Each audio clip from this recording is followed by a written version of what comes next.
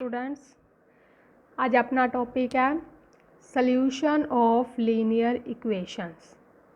Linear equation ਨੂੰ solve करना है ਕਿਹੜੇ मैथड ਰਾਹੀਂ? मैट्रिक्स मैथड ਰਾਹੀਂ। ਕਿਹੜੀ इक्वेशन? Non homogeneous equation. और नॉन होमोजीनियस इक्वेशनस ਤੁਹਾਨੂੰ पता ही है ਕਿਹੜੀਆਂ ਹੁੰਦੀਆਂ ਜਿੰਦੀਆਂ ਕੌਂਸਟੈਂਟ रकम 0 ਦੇ ਇਕੁਅਲ नहीं ਹੁੰਦੀਆਂ। ਉਹਨਾਂ ਇਕੁਏਸ਼ਨਸ ਨੂੰ ਸੋਲਵ ਕਰਨਾ ਹੈ ਬਾਏ ਕਿਹੜਾ ਮੈਥਡ ਅਸੀਂ ਯੂਜ਼ ਕਰਨਾ ਅੱਜ? Matrix method. ਮੈਟ੍ਰਿਕਸ ਮੈਥਡ ਨਾਲ ਅਸੀਂ ਨॉन ਹੋਮੋਜੀਨੀਅਸ ਇਕੁਏਸ਼ਨਸ ਨੂੰ ਕਿਵੇਂ ਸੋਲਵ ਕਰ ਸਕਦੇ ਹਾਂ? ਇਹਦੀ ਡੈਫੀਨੇਸ਼ਨ ਕੀ ਹੈ? AX equal to B। A ਕੀ ਹੈ ਸਾਡੇ ਕੋਲੇ? ਕੋਈ ਵੀ ਮੈਟ੍ਰਿਕਸ ਦਿੱਤਾ ਹੋਊਗਾ। X ਕੀ ਹੈ? ਵੇਰੀਏਬਲ ਦਿੱਤੇ ਹੋਣਗੇ XYZ। B ਸਾਡੇ ਕੋਲੇ ਕੀ ਹੋਏਗਾ? ਕੌਨਸਟੈਂਟ। तो जेकर असी एक्स फाइंड आउट करना मतलब XYZ फाइंड आउट करना है तो उनका फार्मूला की है A इनवर्स B। मतलब सब तो पहला मैट्रिक्स A का की करना है इनवर्स फाइंड आउट करना है तो उन्होंने B नाल की कर देनी है मल्टीप्लाई। वो साढ़े कोले की आ जाएगी XYZ की वैल्यू।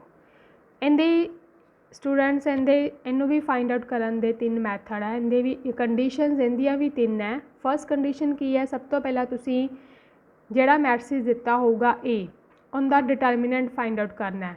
ਜੇ ਤਾਂ ਡਿਟਰਮੀਨੈਂਟ नॉट इक्वल टू 0 ਆਉਂਦਾ ਤਾਂ सिस्टम की होएगा? कंसिस्टेंट। तो ਉਹਦਾ की होएगा?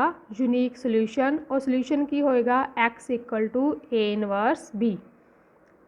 दूसरी कंडीशन की है कि जेकर तुसी डिटरमीनैंट फाइंड आउट किया A का डिटरमीनैंट फाइंड आउट किया 0 के इक्वल आ जाता है।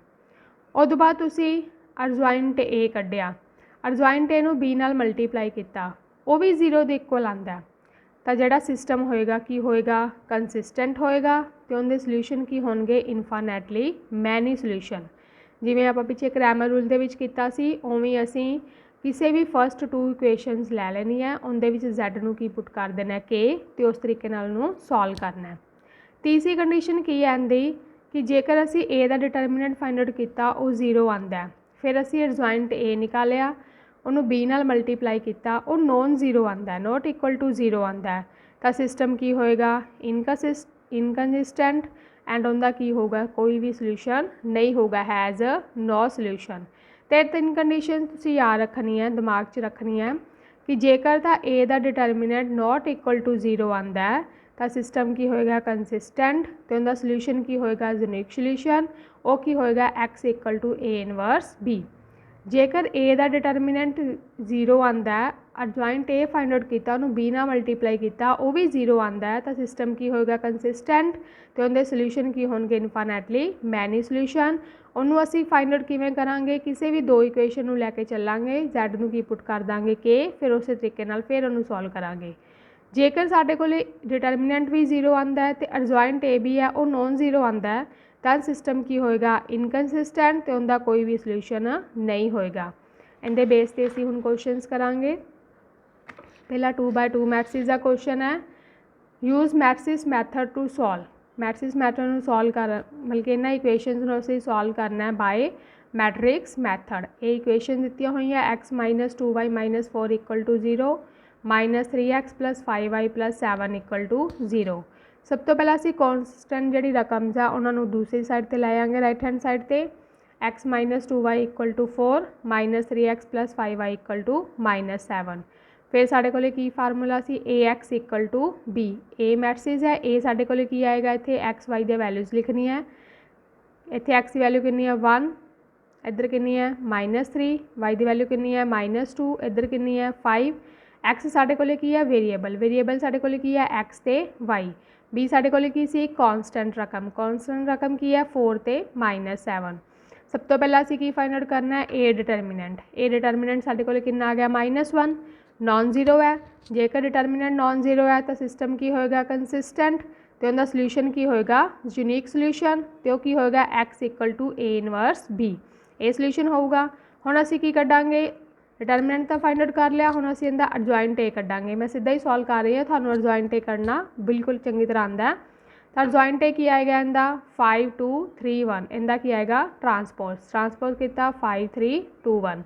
हुण असीं की फाइंड आउट करना है A इनवर्स का फार्मूला की सी 1/A determinant into adjoint A 1 by A determinant कितना है -1, एडजॉइंट ए की वैल्यू पुट करती, -1 ਨੂੰ ਅਸੀਂ अंदर लै गए, सारे माइनस दे हो जाएंगे। ये साढ़े को आ गया ए इनवर्स। हुण असीं एक्स फाइंड आउट करना है। एक्स फाइंड आउट किवें, फार्मूला की है ए इनवर्स बी। एक्स दी वैल्यूज़ की है साढ़े को एक्स ते वाई, ए इनवर्स की वैल्यू पुट करती, बी साढ़े को कितना 4 ते -7, इन्हों आपस में की करता मल्टीप्लाई, कितना आ गया -20 + 14 -12 + 7, इन्हों माइनस किया कितना आ गया -6, इधर माइनस किते -5, तो एक्स की वैल्यू कितनी आ गई -6, वाई की वैल्यू कितनी आ गई -5। ये साढ़े को आ गया रिक्वायर्ड सल्यूशन। हुण असीं करांगे बाय 3/3 मैट्रिक्स। 3/3 मैट्रिक्स का क्वेश्चन की है, इक्वेशन साढ़े को की दी है, इनू भी असीं मैट्रिक्स मैथड नाल सॉल्व करना है। इक्वेशन की है x + 2y + z = 7, x + 3z = 11, 2x - 3y = 1। सब तो पहले इक्वेशनस की सी साढ़े को ax = b। ए की है मैट्रिक्स है, मैट्रिक्स की है साढ़े को। हुण तुसीं देखो इहदे विच इत्थे x की वैल्यू कितनी है 1, y की 2, z की 1। x की वैल्यू कितनी है 1, y है नहीं 0, z कितना है 3, x की वैल्यू कितनी है 2 -3, z है नहीं 0। x साढ़े को की है वेरीएबल्स की आएंगे x y ते z। b साढ़े को की है कॉन्सटेंट रकम, वो की है 7, 11 ते 1। सब तो पहला असीं इहदा की कड्डांगे डिटरमिनेंट। ए डिटरमिनेंट कड्डिया 1, 0 + 9 -2, 0 - 6 +1 -3 -0। इन्हों डिटरमिनेंट कितना आ गया 18 की आया नॉन जीरो आया। डिटरमिनेंट जेकर नॉन जीरो है सिस्टम की होएगा कंसिस्टेंट, तो उनका सोल्यूशन की होएगा यूनिक सोल्यूशन।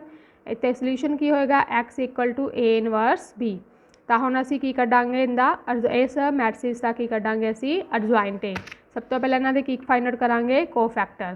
तो C11 फाइंड आउट किया कितना आ गया 9, C12 फाइंड आउट किया 6, C13 फाइंड आउट किया -3, 21 फाइंड आउट किया -3, 22 फाइंड आउट किया -2, 23 फाइंड आउट किया 7, 31 फाइंड आउट किया 6, 32 फाइंड आउट किया -2, 33 फाइंड आउट किया -2। हुण असीं इहदा की निकालांगे एडजॉइंट ए निकाल लिया, इहदा की लवांगे ट्रांसपोज, ये साढ़े कोले की आ गया एडजॉइंट ए।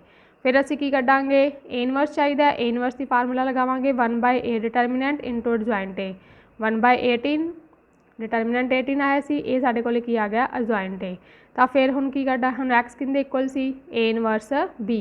एक्स की वैल्यूज़ की सी साढ़े कोले एक्स वाई ते Z equal to A inverse है, ए इनवर्स ए आया साढ़े कोले, ए इनवर्स की वैल्यू पुट करती, बी साढ़े कोले कॉन्सटेंट करती। हुण असीं इन्हां दोनों नूं आपस विच की कर दांगे मल्टीप्लाई। 1 बाय 18 मल्टीप्लाई करो 63 - 33 + 6, फिर इनू करो 42 - 22 -2, इन्होंने मल्टीप्लाई किया -21 + 77 -2, इनू सॉल्व इन सारे सॉल्व किया कि आ गया 36, 18, 54। 18 अंदर डिवाइड किया कि आ गया 2, 1 ते 3। तो एक्स की वैल्यू कितनी आ गई 2, वाई की वैल्यू 1 तो जैड की वैल्यू कितनी आ गई 3। ये साढ़े को की है रिक्वायर्ड सल्यूशन। अगे की है इनू भी असी मैट्रिक्स मैथड नाल सॉल्व करना है। इक्वेशन की है 4x - 2y = 3, 6x - 3y = 5। की सी साढ़े को ax = b। ए की है मैट्रिक्स की है 4, 6 - 2 - 3, x variable x y, b constant रकम 3, 5। पहला असी की कड्डांगे इनका डिटरमिनेंट असी फाइंड आउट किया कि आ गया 0। जो साढ़े दिमाग के विच ध्यान रखने, दिमाग के विच ये गल याद रखनी है, जो डिटरमिनेंट 0 आ गया साढ़े को उस तो बाद असी एडजॉइंट ए तो बी की वैल्यू फाइंड आउट करनी है। पहला असी एडजॉइंट ए कड्डांगे। एडजॉइंट ए इनके कोफैक्टर्स लवांगे, वो की आएगा -3, -6, 2 ते 4। एडजॉइंट ए निकाल लिया। हुण असी एडजॉइंट ए नूं बी दे नाल की करनी है मल्टीप्लाई। आ साढ़े को एडजॉइंट ए है, आ साढ़े को बी है 3, 5, इन्हां नूं असी मल्टीप्लाई किया साढ़े को आ गया -9 + 10 -18 + 20 आ गया 1 ते 2। एडजॉइंट ए तो बी की मल्टीप्लाई जी साढ़े को नॉन जीरो आता है, तो इतने कंडीशन कि लगेगी 3rd, मतलब कि डिटरमिनेंट 0 है, एडजॉइंट ए भी नॉन जीरो है, तो सिस्टम की होएगा इनकनसिस्टेंट, तो उनका कोई भी सोल्यूशन नहीं होएगा। नैक्सट क्वेश्चन है इस इक्वेशन भी असी मैट्रिक्स मैथड नाल सोल्व करना है। इक्वेशन की है 2x - y + 3z = 5, 3x + 2y - z = 7, 4x + 5y - 5z = 9। की फॉर्मूला सी साडे कोल AX equal to B, A matrix है वो की आएगा 2 -1 3 3 2 -1 4 5 -5। X वेरीएबल किहड़े किहड़े है X Y ते Z। B साडे कोल कॉन्सटेंट रकम है 5 7 ते 9। हुण असीं की कढांगे सब तो पहला A डिटरमिनेंट फाइंड आउट किया साडे कोल कितना आ गया 0। जो A डिटरमिनेंट 0 आ गया फिर असीं अर्जॉइंट A निकालना। अर्जॉइंट A उनके लिए असीं कोफैक्टर्स निकालांगे। मैं सीधा ही सॉल्व करता C11 -5 C12 11 C13 7 21 कितना आया 10 22 -22 23 कितना आया -14 31 -5 32 11 तो 33 कितना आया 7। ये मैं सीधा ही वैल्यूज़ निकालनियाँ तुसीं इहनूं प्रॉपर तरीके नाल सॉल्व करना है सारिਆਂ ने। हुण मैं इहदा की फाइंड आउट करना है अर्जॉइंट ए दिस आ गया इहदा ट्रांसपोर्ट ए आ गया साडे कोले। हुण मैं की फाइंड आउट करना है अर्जॉइंट ए ते बी। हुण मैं अर्जॉइंट ए साडे कोले अर्जॉइंट ए है बी की वैल्यू 5 7 9 है इन्हां दी असीं मल्टीप्लाई की वो भी की आ गया साडे कोले 0। इत्थे फिर किहड़ी कंडीशन लगेगी सैकेंड कंडीशन डिटरमिनेंट भी 0 है अर्जॉइंट ए भी फाइंड आउट किया वो भी 0 है तो सिस्टम के की होणगे इनफाइनाइटली मैनी सोल्यूशन। तो इनफाइनाइटली मैनी सोल्यूशन आ गए तो फिर असीं फस्ट 2 इक्वेशनस लैके चलांगे। असीं 2 इक्वेशनस लै लियां फस्ट ठीक है जी। इहदे विच Z नूं असीं दूसरी साइड ते लै गए उधर आके माइनस हो गया तो A प्लस का हो गया। फिर Z की वैल्यू असीं मैं इत्थे ही पुट कर देनी है। Z की वैल्यू असीं कितनी पुट कर देनी है K तो 5 -3 के 7 + K। हुण फिर वही इक्वेशन हुण इहनूं फिर इन्हां दोनों इक्वेशनस नूं भी हुण किहदे नाल सॉल्व करना असीं मैट्रिक्स मैथड नाल। तो AX equal to B A की है मैट्रिक्स 2 -1 3 2 X की है वेरीएबल वो की है साडे कोल X ते Y। B की है कॉन्स्टेंट रकम वो की है 5 -3 के 7 + K। फिर असीं की कढांगे इहदा ए दा मैट्रिक्स आ की कढांगे डिटरमिनेंट कढांगे 7 आ गया नॉन जीरो आ गया सोल्यूशन की होएगा यूनीक होएगा। फिर असीं की कढांगे इहदा अर्जॉइंट ए कढांगे ये साडे कोल अर्जॉइंट ए आ गया। फिर असीं की कढांगे ए इनवर्स कढांगे वो की हुंदा 1/A डिटरमिनेंट इंटू अर्जॉइंट ए 1/A डिटरमिनेंट कितना आया 7 अर्जॉइंट ए की वैल्यू पुट कर देंगे। फिर असीं की फाइंड आउट करना है एक्स किवें फाइंड आउट करदा फार्मूला की हुंदा ए इनवर्स बी। एक्स की वैल्यूज़ की है वेरीएबल्स की एक्स ते वाई। ए इनवर्स कितना कढ़िया 1/7 2 -3 1 ते 2 बी कॉन्स्टेंट रकम है कितना 5 -3 के 7 + K। इन्हां दोनों असीं हुण की कर देना है मल्टीप्लाई वो आ जाएगा 10 -6 के -15 + 9 के सॉरी 10 -6 के +7 + K -15 माइनस प्लस 9 के +14 + 2 के। तो 1/7 बार उदा 10 भी 7 प्लस कितने 17 -5 के इधर कितना आ गया -1 + 11 के। अंदर 7 की कर देना असीं डिवाइड कर देना है 17 -5 के डिवाइड बाय 7 -1 + 11 के डिवाइड बाय 7। तो एक्स की वैल्यू कितनी आ गई 17 -5 के डिवाइड बाय 7 वाई दी -1 + 11 के डिवाइड बाय 7 Z दी कितनी आ गई K। ये साडे कोले K जिहड़ा इहदे विच की है इत्थे साडे कोले K कोई भी रियल नंबर है ये साडे कोले की आ गया रिक्वायर्ड सोल्यूशनस। इस तरीके नाल स्टूडेंट्स तुसीं क्वेश्चन जिहड़े है सॉल्व कर सकते हो नॉन होमोजीनियस इक्वेशनस ते।